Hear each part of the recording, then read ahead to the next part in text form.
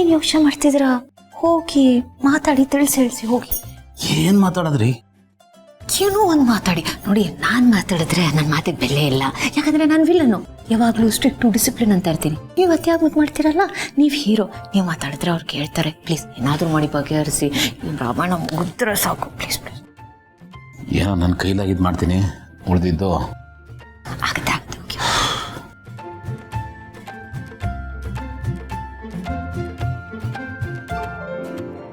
ಅಪ್ಪು, ಮಿಂಚು, ಯಾಕ್ರಪ್ಪ ಹೀಗೆ ಮಾಡ್ತೀರಾ? ಹಾಂ, ಒಳ್ಳೆ ಮಕ್ಕಳಲ್ವ ನೀವು? ಹೀಗೆಲ್ಲ ಮಾಡಬಾರ್ದಲ್ವಾ? ಏಯ್, ಇಲ್ಲಿ ನೋಡೋ, ಹೆಣ್ಮಕ್ಳಿಗೆ ಬಟ್ಟೆ ಜಾಸ್ತಿ ಇರುತ್ತೆ, ತಪ್ಪಿಲ್ಲ ಕಣೋ. ಅದು ಹೆಣ್ಮಕ್ಳು ಅಂದರೆ ಹಾಗೇನೆ, ಅವ್ರಿಗೆ ಅಲಂಕಾರ ಮಾಡ್ಕೊಳ್ಳೋದು, ಚೆನ್ನಾಗಿ ಕಾಣೋದು ಅಂದರೆ ಭಾಳ ಇಷ್ಟ. ನಾವು ಗಂಡು ಮಕ್ಳು ಹಾಗೆಲ್ಲ ಕಣೋ. ನಾವು ಹೇಗಿದ್ರು ನಡೆಯುತ್ತೆ, ಹಾಕ್ಕೊಂಡ್ರು ನಡೆಯುತ್ತೆ, ಹಾಕ್ಕೊಳ್ದಿದ್ರು ನಡೆಯುತ್ತೆ. ನೋಡೋ, ನಾವು ಗಂಡು ಮಕ್ಕಳಾಗಿ ಈ ವಿಚಾರಕ್ಕೆಲ್ಲ ತಲೆ ಕೆಡಿಸ್ಕೋಬಾರ್ದು ಕಣೋ. ಲೇ, ಈಗೇನಪ್ಪ, ನಿನಗಿಂತ 2 ಬಟ್ಟೆ ಒಳಗೆ ಜಾಸ್ತಿ ಕೊಡಿಸ್ತಾ ಅಷ್ಟೇ ತಾನೇ? ಅದಕ್ಕೆ ಯಾಕೆ ಬೇಜಾರು ಮಾಡ್ಕೋತೀಯ? ನಿನಗೆ ಬೇಕು ಅಂದರೆ ಕೊಡಿಸಿದ್ರಾಯ್ತು. ಊರಲ್ಲೇನು ಬಟ್ಟೆ ಅಂಗಡಿ ಕಡಿಮೆ ಇದೆಯೋ? ಹೆಜ್ಜೆಗೊಂದು ಅಂಗಡಿ ಇದೆ. ನೀನು ಅದಕ್ಕೆಲ್ಲ ಫೀಲ್ ಮಾಡ್ಕೋಬೇಡ ಕಣೋ.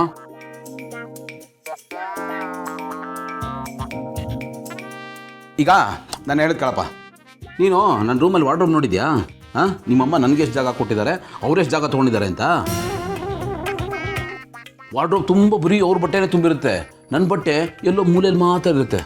ನಾನು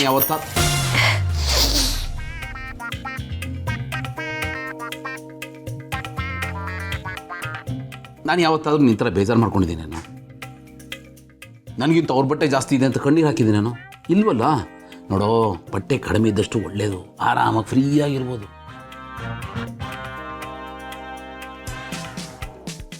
ಇನ್ನೊಂದೇನು ಗೊತ್ತೇನೋ, ಹೆಣ್ಮಕ್ಳಿಗೆ ಬಟ್ಟೆ ಅಂದರೆ ಅದು ಬರೀ ಬಟ್ಟೆ ಅಷ್ಟೇ ಅಲ್ಲ ಕಣೋ, ಅವ್ರಿಗೆ ಖುಷಿ, ಆಸ್ತಿ ಪಾಸ್ತಿ ಇದ್ದ ಹಾಗೆ.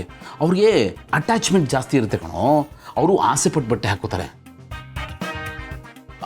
ನಾವು ಗಂಡು ಮಕ್ಳ ಥರ ಅಲ್ಲ ಕಣೋ, ಪ್ಯಾಂಟು ಶರ್ಟು ಹಾಕ್ಕೊಳ್ಳೋ ಥರ. ಅವ್ರಿಗೆ ವೆರೈಟಿ ಬಟ್ಟೆ ಬೇಕು. ಅವ್ರ ಪ್ರಪಂಚನೇ ಬೇರೆ, ನಮ್ಮ ಪ್ರಪಂಚನೇ ಬೇರೆ ಕಣೋ. ನಾವು ಅದಕ್ಕೆಲ್ಲ ಬೇಜಾರು ಮಾಡ್ಕೋಬಾರ್ದು. ನೀನು ನೋಡೋ, ಚಿಕ್ಕ ವಿಷಯಕ್ಕೆಲ್ಲ ಬೇಜಾರು ಮಾಡ್ಕೋತೀಯ, ಮುಖ ಓದಿಸ್ಕೊಂಡು ಕೂತ್ಕೋತೀಯ. ಹಾಗೆಲ್ಲ ಇರಬಾರ್ದು ಕಣೋ. ನೋಡೋ, ಚಿಕ್ಕ ವಿಷಯಗಳನ್ನ ಯಾವತ್ತೂ ದೊಡ್ಡದು ಮಾಡೋಕ್ಕೆ ಹೋಗಬಾರ್ದು. ಮುಂದೆ ಅದೇ ದೊಡ್ಡ ಪ್ರಾಬ್ಲಮ್ ಆಗುತ್ತೆ.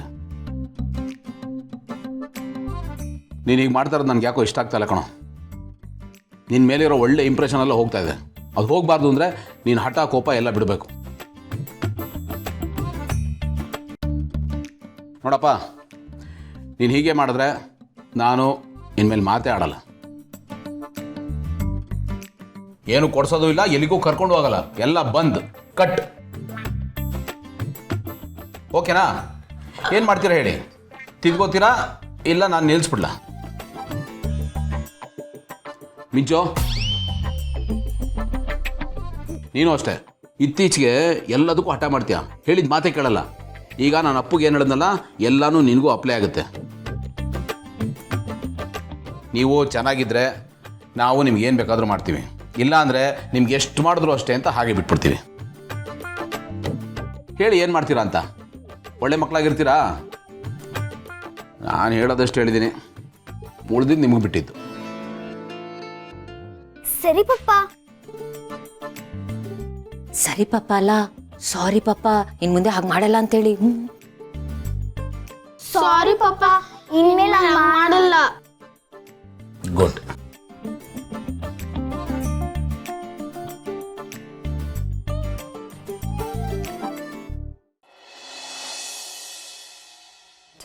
ಈ ಮೆಂತ್ಯ ಸೊಪ್ಪು ತಿನ್ನಕ್ಕೆ ಎಷ್ಟು ರುಚಿನೋ, ಮಾಡೋದಕ್ಕಷ್ಟೇ ಕಷ್ಟನಪ್ಪ.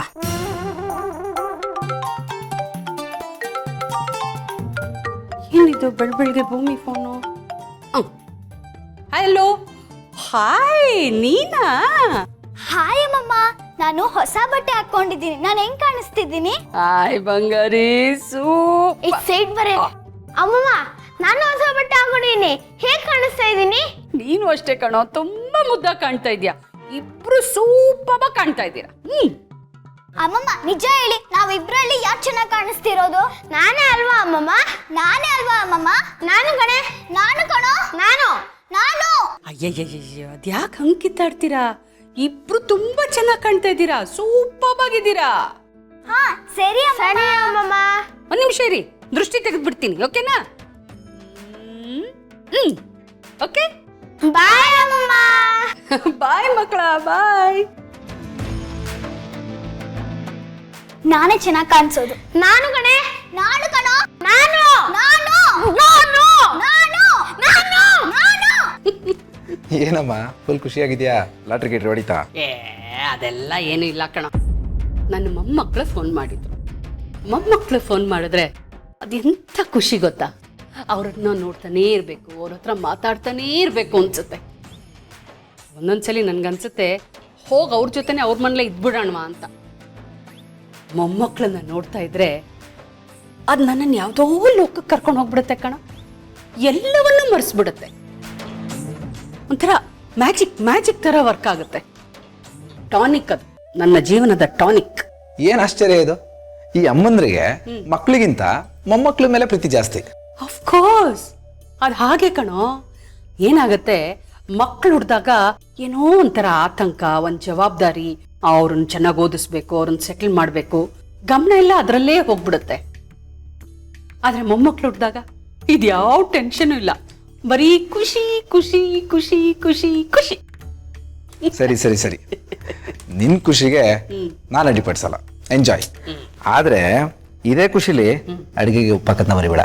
ತರ್ಲೆ ನನ್ಗೆ ಹೇಳ್ಕೊಡ್ತಾನ ಹೋಗ.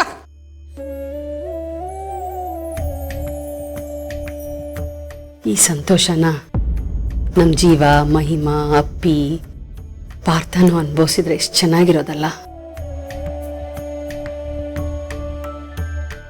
ದೇವ್ರೆ, ಆದಷ್ಟು ಬೇಗ ಇವ್ರುಗಳಿಗೂ ಮಕ್ಕಳು ಭಾಗ್ಯ ಕೊಡಪ್ಪ.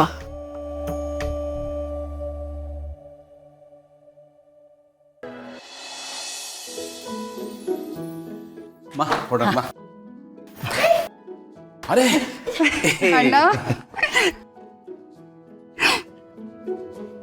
ಕಂಗ್ರ್ಯಾಚುಲೇಷನ್ಸ್. ಥ್ಯಾಂಕ್ಸ್ ಅಣ್ಣ. ಕಂಗ್ರ್ಯಾಚುಲೇಷನ್ಸ್. ಥ್ಯಾಂಕ್ಸ್ ಬಾವ. ನಾನೇ ಬರ್ತಾ ಇದ್ದೆ, ನೀವ್ ಯಾಕೆ ಬರಕ್ ಹೋದ್ರಿ? ಅದು ಬಾವ, ಅವಳು ತಾಯಿ ಆಗ್ತಿದ್ದಾಳೆ ಅಂತ ಗೊತ್ತಾದ ತಕ್ಷಣ ನಾನು ಅಣ್ಣನ ನೋಡಬೇಕು, ಅದಕ್ಕೆ ನೋಡಬೇಕು, ಅಮ್ಮನ ನೋಡಬೇಕು ಅಂತ ತುದಿಗಾಲಲ್ಲಿ ನಿಂತಿದ್ಲು. ಅದಕ್ಕೆ ಇಲ್ಲಿ ಬರ್ತಾರೋ ವಿಷಯನ ಅಪ್ಪ ಅಮ್ಮಂಗೂ ತಿಳಿಸ್ದೆ, ಅವ್ರು ಇಲ್ದಿರೋ ಟೈಮ್ ನೋಡ್ಕೊಂಡು ಇಲ್ಲಿ ಬಂದ್ವಿ. ನೋಡು, ಇಂಥ ಟೈಮಲ್ಲಿ ನೀನು ಜಾಸ್ತಿ ಟ್ರಾವೆಲ್ ಮಾಡಬಾರ್ದು, ಓಡಾಡಬಾರ್ದು, ಸ್ಟ್ರೆಸ್ ಮಾಡ್ಕೋಬಾರ್ದು. ಇದೆಲ್ಲ ನಿನಗೆ ಗೊತ್ತಿಲ್ವಾ? ಇದನ್ನು ನಾನು ನಿನಗೆ ಹೇಳಬೇಕಾ? ನೀನೊಳಗೇನೋ ಜೀವ ಬೆಳೀತಾ ಇದೆ, ಅದ್ರ ಜವಾಬ್ದಾರಿನೂ ನಿಂದೆ. ಅದಕ್ಕೆ ಹೇಳ್ತಾ ಇರೋದು. ನೀನು ಯಾಕೆ ಬರಕ್ಕೆ ಹೋದೆ? ಅಣ್ಣ, ನಂಗೆ ಇಷ್ಟೊಂದೆಲ್ಲ ರೆಸ್ಟ್ರಿಕ್ಟ್ ಮಾಡಬೇಡಿ, ಕಟ್ ಹಾಕ್ದಾಗತ್ತೆ. ನಂಗೆ ಹೇಗೆ ಇಷ್ಟನೋ ಹಾಗಿರೋದಕ್ಕೆ ಬಿಡಿ.